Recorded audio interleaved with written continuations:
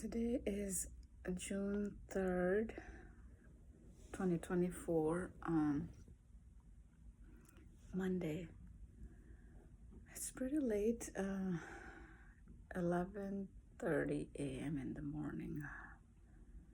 I'm having my breakfast pretty late.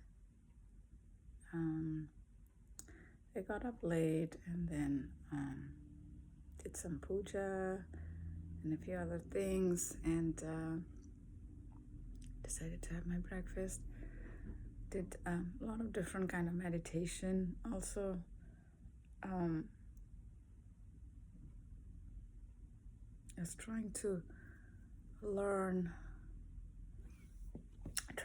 more about managing my emotions, especially with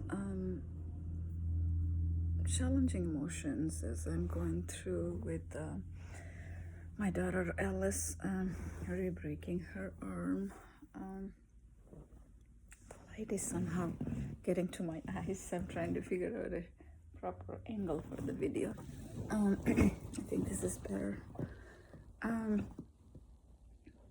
So trying to learn, and did several different meditations, and one of the meditation this morning that resonated, and I got some message from while doing the meditation, was that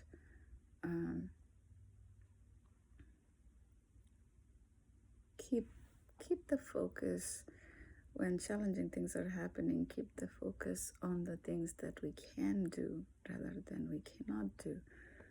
So last couple of days I was very sad, thinking that Alice won't be able to swim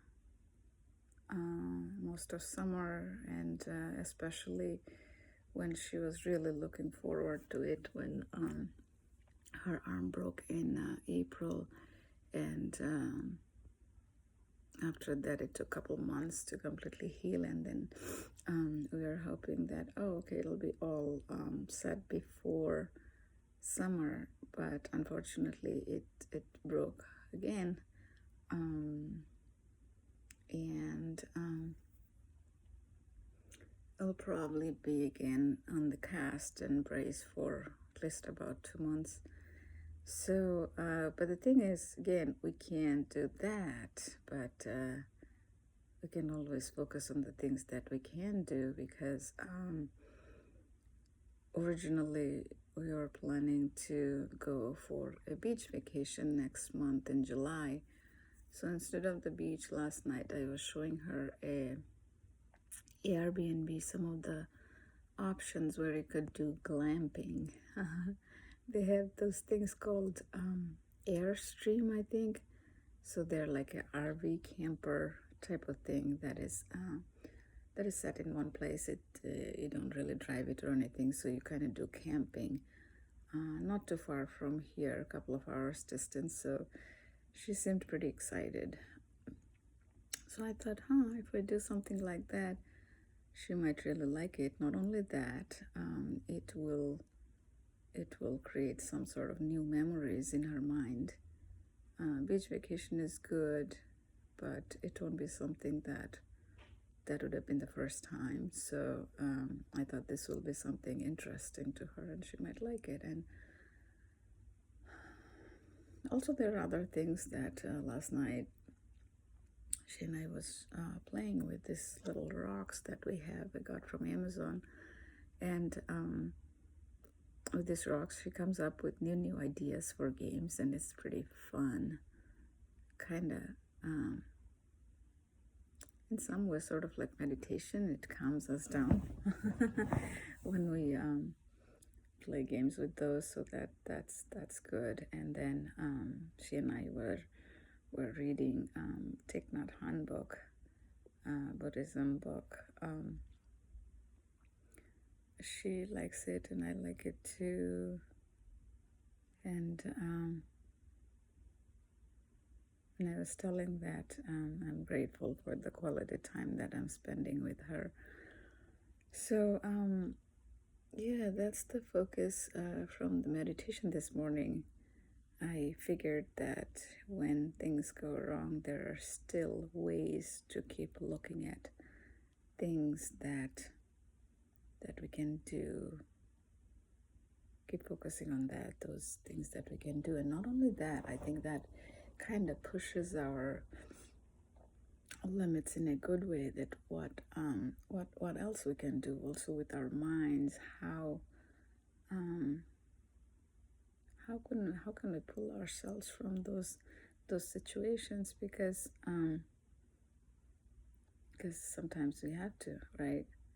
So yeah, it teaches us new skills, like how they would say that, in your toolbox, what all do you have?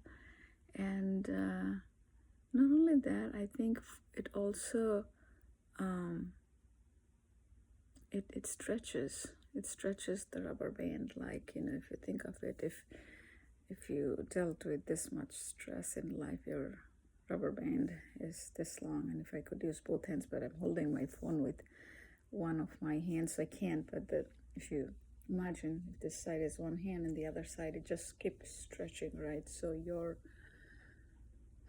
growth, that's how growth happens. It's not easy. A few days ago, one of the meditation videos I heard, where they said, especially when breakthrough happens, breakthroughs are not easy. You have to go through lots of hard times, and there's a lot of sayings around that when diamond is formed, it needs a lot more pressure. That's when the carbon turns a diamond. Whatever metaphor or things that work, you have to use that. Some metaphor will resonate with some, and something else will resonate with someone else. But ultimately, life is short, so you got to figure out what works and how we can make the most out of this life. How can you cultivate happiness, joy, in these little simple moments? And I think through this experience, that's what I'm trying to learn more and more, because big things, when you buy a car or a house or things like that, yes, those will make you happy, but those are only a few times in your life. So to really enjoy life, we kind of need to figure out a way how to cultivate joy, how to cultivate happiness in everyday moment, right? So now today, the blue sky, the trees, and the sun, and the fact that it's Monday. I have 2 doctor's appointments for Alice this afternoon. I have 2 others tomorrow and Friday, but they are there. But at the same time, it's Monday, but I am able to manage it all, since I'm not working right now. If I was working, this will be impossible to manage. So yeah, it's living in every moment, enjoying every moment, and figuring out how to make the time that we have in this world. When we think of quality time, it is up to us to make the time a quality time. Time is time at the end of the day. It's up to us how we can make it a quality time, like a bucket filler, right? So if we don't try, that won't happen, because as in many meditation videos and books, as they say, our mind is wired to focus on the negative bias, because that's how our ancestors were. And even though our human mind has evolved a lot compared to the other species, we still that part of the brain still did not evolve enough where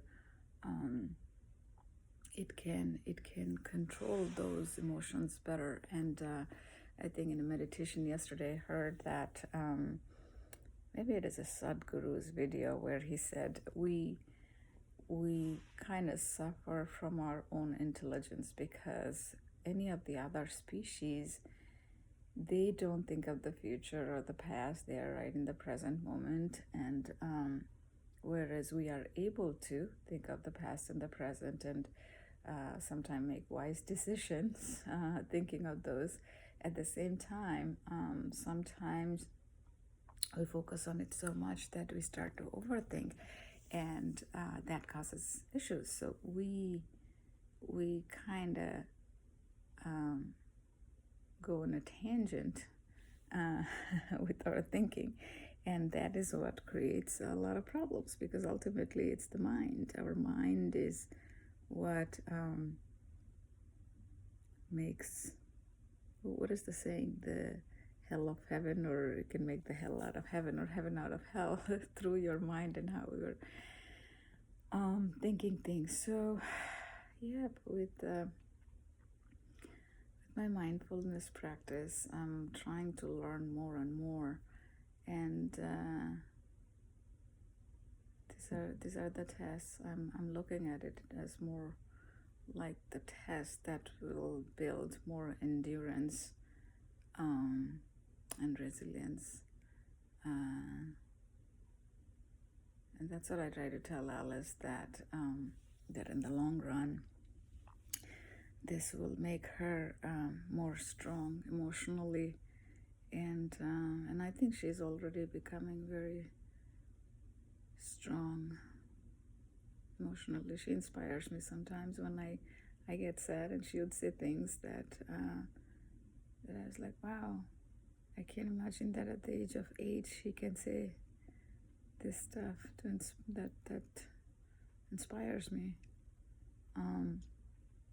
But she does. So I'm grateful for that. No, she has her naughtiness. There are times she does dangerous things. She doesn't listen, but which 8-year-old doesn't, right? I'm grateful for this practice, and I'm so thankful that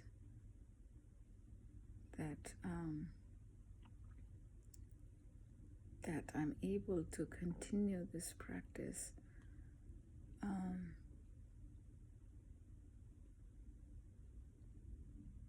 Because I do hope that by continuing this practice, I can find more peace. Today, when I was writing down something this morning after a meditation, the word deep peace really resonated with me. We say peace or we say inner peace, but for some reason in my mind I felt like those are surface level peace. And so I wrote down the word deep peace, deep harmony, and deep joy. And it might sound weird, but that is something resonated with me. I'm like, maybe the practices I was doing or focusing, it was, I know it sounds weird, but it's 6 months I'm practicing, but maybe still I was in some way scratching the surface, and by now I figured that it has to be more deep, because in Buddhism and in Thich Nhat Hanh books, he talks something about our conscious mind, subconscious mind, and something called store consciousness. And that is where sometimes when we try to figure out a way how to remove the deep-rooted fear or anxiety or something, you have to get to the root cause. You have to get to the bottom of it. And only then you can you can get the best results. Only then it'll be a long-term solution, and you'll have to keep practicing still. But if you do it only on the surface level, which